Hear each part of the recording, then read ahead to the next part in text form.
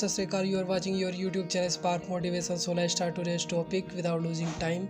So today's topic is about what is the mantra of success. Success पाने का क्या मंत्र है, क्या मूल मंत्र है. तो चलिए सक्सेस के मंत्र को जानने से पहले एक कोट ले लेते हैं एडोल्फ हिटलर का. एडोल्फ हिटलर सफलता के बारे में क्या कहते हैं? वो कहते हैं कि सफलता ही सही और गलत का एकमात्र सांसारिक निर्णायक है. तो चलिए शुरू करते हैं सक्सेस मंत्र के बारे में. तो सक्सेस पाने का जो पहला मूल मंत्र है वो हमारी है फोकस, कंसंट्रेशन. और जो दूसरा मूल मंत्र है वो है हमारा कंसिस्टेंसी. और जो तीसरा मूल मंत्र है वो है हमारा कोऑपरेट. ये सक्सेस पाने के बहुत सारे मंत्र में से कुछ मंत्र मैं आज आपके लिए लाया हूँ.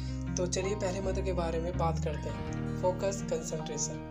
तो हम अपने काम में फोकस और कंसंट्रेट किस तरीके से रह सकते हैं, क्योंकि किसी भी गोल एम को अचीव करने के लिए फोकस होना और कंसंट्रेट होना बहुत ज़रूरी है. और हम ना फोकस है ना कंसंट्रेट है. हम फोकस भी नहीं है, कंसंट्रेट भी नहीं है. क्यों नहीं है? क्योंकि जब हमारा टाइम है तो उस टाइम में या तो हम पास्ट के बारे में सोचते हैं या फ्यूचर के बारे में सोचते हैं. पास्ट के बारे में सोचेंगे व्याकुल होएंगे, फ्यूचर के बारे में सोचेंगे एंजाइटी होएगी या डिप्रेशन होएगा. तो हमें अगर फोकस और कंसंट्रेट होना है तो हमें रहना पड़ेगा प्रेजेंट में. प्रेजेंट में रहते हुए अपने काम को करना है. अगर हम प्रेजेंट में रहते हुए अपने वर्क को, काम को करते हो तो उससे हमारा फ्यूचर ऑटोमेटिकली अच्छा हो जाएगा. जो हमारे पास्ट बीत गया उसे तो हम अच्छा नहीं कर सकते ना, लेकिन अपने प्रेजेंट को अच्छा कर सकते हैं ताकि हमारा फ्यूचर अच्छा हो. लेकिन हम अपने इस प्रेजेंट मोमेंट को, उस टाइम को कहाँ पर वेस्ट करते हैं? भूतकाल के बारे में, अपने पास्ट के बारे में सोचने में. प्रेजेंट का टाइम है कि अपना, अगर हम स्टूडेंट हैं, हमारा काम है कि ये घंटे हैं, ये आवर है, हमें इसमें पढ़ाई करनी है. लेकिन उस वक्त हम क्या करते हैं? बुक खोल के पास्ट के बारे में सोचते हैं कि यार पिछले साल तो मेरे ये क्लियर नहीं होता एग्ज़ाम, इस साल होगा या नहीं होगा. पिछले साल इतनी रैंक आई थी, इस साल आएगी या नहीं आएगी. यार उसने मेरे से यार कल यार कह दिया था, यार मेरा दिमाग यार सेंटर में नहीं है. यार उसका फ़ोन नहीं आया, 2-3 दिन हो गए. यार उसने ये टॉपिक पढ़ लिया होगा, मैंने पढ़ा या नहीं पढ़ा. ऐसे हम पास्ट के बारे में सोचते रहेंगे तो प्रेजेंट में किस तरीके से अपना फोकस कर सकते हैं. इसलिए हमें प्रेजेंट में रहना है या वर्तमान में रहना है. वर्तमान में रहते हुए अपना काम करना, अपना कर्म करना है. क्योंकि अगर हम वर्तमान में रहेंगे तभी हम कंसंट्रेट कर पाएंगे, किसी काम को फोकस कर पाएंगे. फॉर एग्जांपल कि हमें मेडिटेशन में क्या सिखाते हैं, या जो त्राटक क्रिया होती है उसमें क्या सिखाते हैं? उसमें हमें सिखाते हैं कि आपको कुछ नहीं करना है, आपको शांति से एक जगह पे आराम की पोजीशन में बैठ जाना है. पास्ट में क्या हुआ या फ्यूचर में क्या होगा उससे कोई लेना देना नहीं है. आप प्रेजेंट में रहिए, अपनी जो इनहेल एक्सहेल है उस पर फोकस कीजिए, अपनी सांसों पे फोकस कीजिए और शांत रहिए. ये सिखाते हैं ना, तभी तुम कितने कंसंट्रेट और फोकस होते हैं और कितना आनंद मिलता है. उसी प्रकार हमें यही क्रिया अपने काम में लानी है. हमें प्रेजेंट में रहते हुए अपने काम को करना है. जैसे हम कोई भी टॉपिक पढ़ रहे हो तो केवल उसके बारे में ही सोचना है, उसके बारे में ही पढ़ना है. फ्यूचर में क्या होगा या पास्ट में क्या हुआ उससे कोई लेना देनी. प्रेजेंट मोमेंट में हमें रहना है. अगर हम प्रेजेंट में रहेंगे तभी हम कंसंट्रेट या फोकस हो पाएंगे. या फिर हम प्रेजेंट में रहते हुए फ्यूचर के बारे में सोच रहे हैं, यार मैं प्रैक्टिस तो कर रहा हूँ, स्टडी तो कर रहा हूँ, मेरे अच्छे स्कूल में एडमिशन होगा या नहीं होगा, या मुझे कॉलेज में प्लेसमेंट मिलेगी या नहीं मिलेगी, यार कोई जॉब में प्लेसमेंट मिलेगी या नहीं मिलेगी, अच्छी कंपनी में प्लेसमेंट होगी या नहीं होगी, अच्छे कॉलेज में अच्छे एडमिशन करने में, अच्छे कंपनी में एडमिशन प्लेसमेंट तो जब मिलेगी अगर प्रेजेंट में आप काम करोगे. प्रेजेंट में तो फ्यूचर के बारे में सोच रहे हो, और जो प्रेजेंट का जो मोमेंट है, जो टाइम है, वो तो निकलता जा रहा है, वो तो नहीं रुकेगा ना, वो तो चलता जाएगा. इसलिए अपने प्रेजेंट पर फोकस कीजिए. फ्यूचर में क्या होगा उसकी ड्रीमिंग रात को कीजिए कि मुझे ये अचीव करना है, ये मेरा गोल है. उसको ड्रीम कीजिए, विजुलाइज कीजिए, ताकि आपको वो मदद करे पुश करने में कि मुझे वो चीज़ अचीव करनी है. लेकिन अब पूरे दिन डे ड्रीमिंग करते रहोगे तो कब अपना वर्क करोगे उस गोल तक पहुंचने के लिए. फॉर एग्जांपल एक नॉर्मल एग्जांपल लेता हूँ घर का. आपको लग रही है बहुत तेज़ भूख, आप बहुत तेज़ भूख लग रही है, तो भूख मिटाने के लिए आप क्या करोगे? भूख के बारे में सोचोगे या हलवे के बारे में सोचोगे या छोले भटूरे के बारे में सोचोगे कि यार छोले भटूरे हैं, ऐसे होते हैं, वैसे होते हैं, या फिर बुक खोल के पढ़ने लग जाओगे, उसके बारे में भूख तो नहीं मिटेगी ना. और आपका जो टाइम है, जिस टाइम में आपको वो बनाना था, अपना खाना बनाना था भूख मिटाने के लिए, उस टाइम में आप सोचते रहे. ऐसा तो नहीं करते ना, आप खाना बनाते हो, खाते हो, भूख मिटाते हो। उसी प्रकार प्रेजेंट में अपने काम को करना है, अपने गोल को अचीव करना है और आगे बढ़ना है। और अगर आप प्रेजेंट में रहोगे, अपने प्रेजेंट को संभाल लोगे, तो आपका जो फ्यूचर है वो ऑटोमेटिक संभल जाएगा। अगर प्रेजेंट में रहोगे तो कंसंट्रेशन और फोकस ऑटोमेटिकली आएगा। आप देखना कि जब आपके सामने बुक है, आप पढ़ रहे हो, आपको ना पास्ट की चिंता है ना फ्यूचर का डर, और आपको देखना कितने कंसंट्रेट हो गए, और यहाँ तक कि आप समय भी छोड़ दोगे कि कितना टाइम घड़ी में चल रहा है।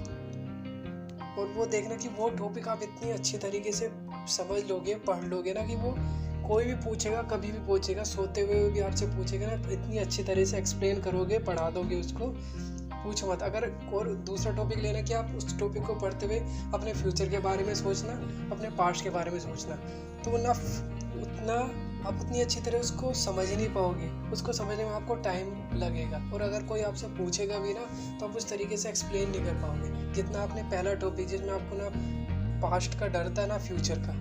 इसलिए आप प्रेजेंट में रहना सीखिए, उससे आपको ऑटोमेटिकली कंसंट्रेशन और फोकस मिलेगा। जब आपको ना रहेगा भूत का डर, ना भविष्य की फिक्र, तभी तो बनोगे आप मुकद्दर के सिकंदर। तो चलिए, आपने अब वर्तमान में रहना तो सीख लिया, और वर्तमान में फोकस करना, कंसंट्रेट करना भी सीख लिया।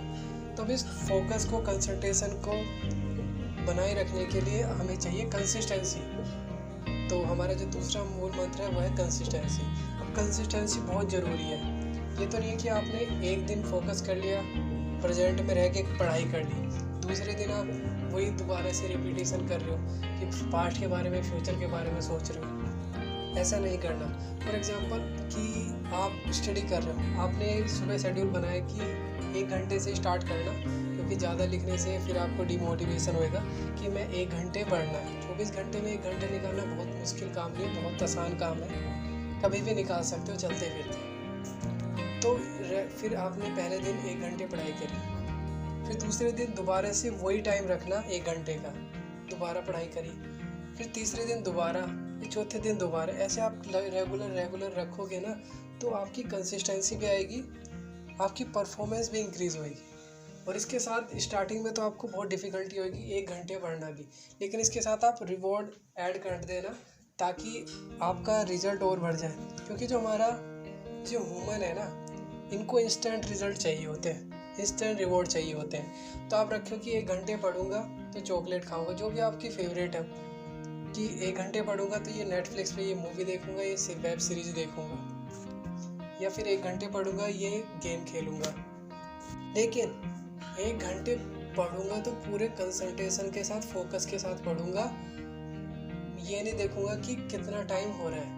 मैंने कहा कि 1 घंटे पढ़ूंगा, जब तक वो टॉपिक कंप्लीट ना हो जाए, फुल कंसंट्रेशन के साथ पढ़ना है। जब वो कंप्लीट हो जाएगा अच्छी तरीके से, कोई भी कभी भी पूछे, रात दिन चलते फिरते, मैं उसको ऐसे एक्सप्लेन कर दूंगा कि दोबारा से उसको वो टॉपिक पढ़ना ना पड़े। ये भी तो कहा जाता है कि consistency the key of success, तो बहुत ज़रूरी है। तो किसी भी IAS ऑफिसर से, किसी भी टॉपर से, किसी भी कॉलेज के टॉपर से, किसी भी कॉम्पिटिटिव एग्जाम के टॉपर से पूछ लीजिए कि आपकी सक्सेस का मंत्र क्या है, तो उसमें से एक मंत्र ज़रूर होगा, वो है कंसिस्टेंसी। कि हमने रेगुलर 4 घंटे पढ़ाई करी है, या रेगुलर 5 घंटे पढ़ाई करी है, हमने ना संडे देखा है ना मंडे देखा है, हमने रेगुलर कंसिस्टेंसी से जो हमारा शेड्यूल था उसको फॉलो किया है, तो हम आज इस पोजीशन पे हैं। तो कंसिस्टेंसी की इतनी पावर है।